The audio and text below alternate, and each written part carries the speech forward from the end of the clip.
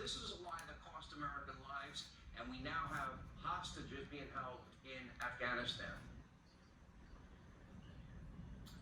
President Biden's report on Afghanistan, Sean, is a fable. The American people may be poorer under President Biden, but they're not stupid. President Biden's approval rating ranks right up there with jock itch.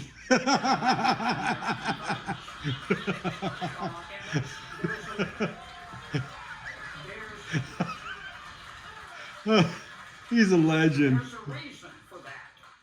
It's the president's, in part, his surrender to the Taliban in Afghanistan. Now, that's not the only thing that the Biden administration has screwed up. They're never just one or two cockroaches.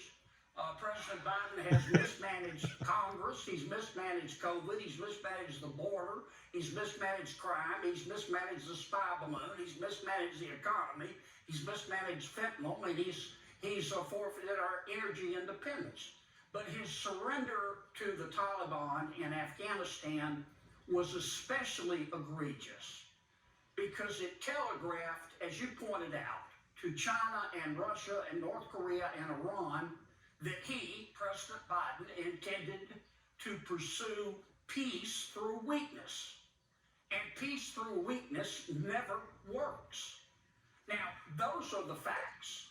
It gives me no joy to recite them, but unless you're a woker, or unless you have a neck tattoo, or unless you have both, you're both, you know that I am correct, and the American people know that I'm correct.